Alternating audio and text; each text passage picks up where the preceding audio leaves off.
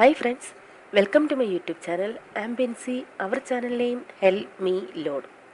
ഇന്നത്തെ നമ്മുടെ ഈ വീഡിയോ പുതിനയിലയുടെ ഗുണങ്ങളെക്കുറിച്ചാണ്. ഈ വീഡിയോയ്ക്ക് കടപ്പാടുണ്ട്. അതായത് എൻ്റെ ഒരു ഫേസ്ബുക്ക് സുഹൃത്തായ അബ്ദുൽ ഖാദർക്കയുടെ വാളിൽ ഇട്ടൊരു പോസ്റ്റാണിത്. അദ്ദേഹം ഇങ്ങനെ പല പോസ്റ്റുകളും വളരെ വിശദമായി ഇടുന്നത് ഞാൻ കണ്ടിട്ടുണ്ട്. ഒരിക്കൽ ഞാൻ അദ്ദേഹത്തോട് ചോദിച്ചു, എനിക്കൊരു യൂട്യൂബ് ചാനലുണ്ട്, ഞാൻ ചിലതൊക്കെ പരീക്ഷിച്ച ശേഷം എൻ്റെ ചാനലിൽ ഇട്ടോട്ടെ എന്ന്. അപ്പോൾ അദ്ദേഹം തന്ന മറുപടി, ഇട്ടോളൂ, മറ്റുള്ളവർക്ക് പ്രയോജനം കിട്ടുന്ന രീതിയിൽ എന്ത് ചെയ്താലും അത് നല്ല കാര്യമല്ലേ, നീ അനുവാദം ചോദിക്കേണ്ട ആവശ്യമൊന്നുമില്ല എന്ന്. അദ്ദേഹത്തിന്റെ സുഹൃത്ത് റഹീം പൂച്ചക്കാടൻ എന്ന് പറയുന്ന വ്യക്തി വഴിയാണ് ഈ ഇക്കായ്ക്ക് ഇത് കിട്ടിയത്. അപ്പോൾ വിശ്വസിക്കാൻ പറ്റുന്നതും ഞാൻ പരീക്ഷിച്ച് റിസൾട്ട് കിട്ടിയത് കൊണ്ടും നിങ്ങൾക്ക് കൂടി പറഞ്ഞു തരുന്നു. ഇനിയും ഇങ്ങനെ കുറേ ടിപ്സ് ഉണ്ട്, ഓരോന്നായി ഞാൻ പരീക്ഷിച്ച ശേഷം നിങ്ങൾക്ക് പറഞ്ഞു തരാം. ഇന്നത്തെ വീഡിയോ ഞാൻ പറഞ്ഞു പുതിനയിലയെക്കുറിച്ചാണ്. ആദ്യം മുതൽ അവസാനം വരെ ഈ വീഡിയോ കേട്ടെങ്കിൽ മാത്രമേ നിങ്ങൾക്ക് ഗുണം കിട്ടൂ എന്നുകൂടി ഓർപ്പിക്കുന്നു. പലരും പുതിനയില ഉപയോഗിക്കുന്നത് ബിരിയാണിയിൽ ഇടാൻ വേണ്ടിയാണ്. പിന്നെ ചിലർ പുതിനയില കൊണ്ട് ചട്നി ഉണ്ടാക്കാറുണ്ട്. എന്നാൽ ഇത് മാത്രമല്ല ഈ ഇല കൊണ്ട് ചെയ്യാൻ പറ്റുന്നത്. ഇത് വായുകോപം തീർക്കും, തടസ്സങ്ങൾ നീക്കും, കട്ടിയുള്ള ഭക്ഷണത്തെ വേഗത്തിൽ ദഹിപ്പിക്കും, നമ്മുടെ തൊലിയുടെ നിറം നന്നാക്കും, മൂത്രത്തെയും സ്ത്രീകളുടെ ആർത്തവ രക്തത്തെയും ശരിയാക്കിയെടുക്കും, ആമാശയത്തെയും കരളിനെയും തണുപ്പിക്കും. ഈ ഇല മണത്താൽ വരെ ജലദോഷത്തിന് ശമനം ഉണ്ടാകും. ഇത് ചൂടാക്കിയ വെള്ളമോ അല്ലെങ്കിൽ അതിൻ്റെ നീരോ കുടിച്ചാൽ കൃമികൾ നശിച്ചു പോകും. ഇതൊന്നും പോരാതെ ഇത് ചേർത്തൊരു സലാഡ് നിത്യവും ശീലമാക്കിയാൽ ഭക്ഷണത്തിലുണ്ടാവുന്ന വിഷാംശം കളയാൻ സഹായിക്കും. അതായത് എന്ത് സലാഡ് ഉണ്ടാക്കിയാലും ഈ പുതിനയില അല്പം ഇടുക.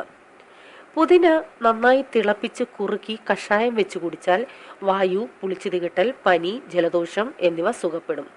ഈ കഷായം ഉണ്ടാക്കേണ്ട വിധം: 3 ഗ്ലാസ് വെള്ളം എടുക്കുക, ഒരു പിടി പുതിന എടുത്ത് നന്നായി കഴുകുക, എന്നിട്ട് വെള്ളത്തിലിട്ട് തിളപ്പിക്കുക. 3 ഗ്ലാസ് വെള്ളം 2 ഗ്ലാസ് ആവുന്നത് വരെ തിളപ്പിക്കുക, അതിനുശേഷം കുടിക്കാം.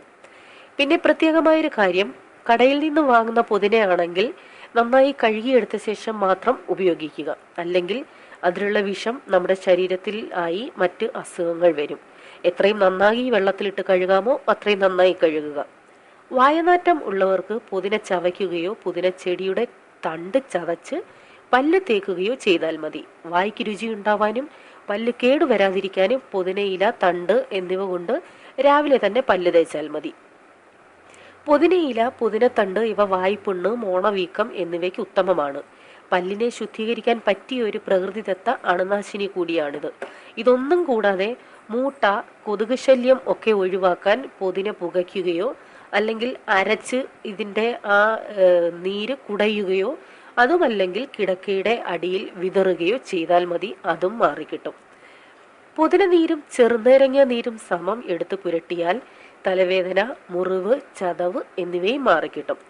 ഇത് നല്ലൊരു ദാഹശമിനിയായിട്ടോ അല്ലെങ്കിൽ വീട്ടിലൊരു ഗസ്റ്റ് വന്നാൽ അവർക്ക് പെട്ടെന്ന് ഉണ്ടാക്കി കൊടുക്കാനോ ഒക്കെ നമുക്ക് ജ്യൂസായിട്ട് ഉപയോഗിക്കാം. അതുണ്ടാക്കുന്ന വിധം: കുറച്ച് പുതിനയില നല്ലതുപോലെ കഴുകി 1 ഗ്ലാസ് വെള്ളം എടുത്ത് അതിലൊരു ചെറുനാരങ്ങ നീരും പിഴിഞ്ഞൊഴിച്ച് 1 ടീസ്പൂൺ, അതായത് ആവശ്യത്തിനുള്ള പഞ്ചസാരയും ചേർത്ത് മിക്സിയിൽ അടിച്ച് അരിച്ചെടുത്ത് ഉപയോഗിക്കാം. ഇത് ഷുഗർ ഉള്ളവരാണെങ്കിൽ ഈ ജ്യൂസ് കുടിക്കണമെന്ന ആഗ്രഹമുണ്ടെങ്കിൽ പഞ്ചസാരയ്ക്ക് പകരം തേൻ ഉപയോഗിക്കാം. ഈ പുതിന വീട്ടിൽ വെച്ച് പിടിപ്പിക്കാൻ ഒരു ബുദ്ധിമുട്ടുമില്ല. കടയിൽ നിന്ന് വാങ്ങുന്നതിൽ നിന്നും നല്ലൊരു മുറ്റിയ തണ്ടെടുത്ത് ഒരു ചെടിച്ചട്ടിയിൽ നട്ടുവെച്ച് ഡെയിലി അല്പം വെള്ളം ഒഴിച്ചു കൊടുത്താൽ മാത്രം മതി. അത് നല്ലതുപോലെ പിടിച്ചോളും. അങ്ങനെയാണെങ്കിൽ പുറത്തു നിന്നും വാങ്ങേണ്ട ആവശ്യവും വരില്ല. അപ്പോൾ ഈ വീഡിയോ ഇഷ്ടമായെങ്കിൽ തീർച്ചയായിട്ടും ലൈക്ക് ചെയ്യണം, ഷെയർ ചെയ്യണം. ഇഷ്ടമായെങ്കിൽ കമൻ്റ് ഇടാൻ മറക്കരുത്. കൂടുതൽ ടിപ്സിനായി ഇനിയും ചാനൽ സബ്സ്ക്രൈബ് ചെയ്യാത്തവർ സബ്സ്ക്രൈബ് ചെയ്യാൻ മറക്കരുത്. സോ നിങ്ങളുടെ പ്രിയപ്പെട്ട അടുത്ത വീഡിയോയുമായി ഉടൻ വരാം. Till then bye, have A blessed day.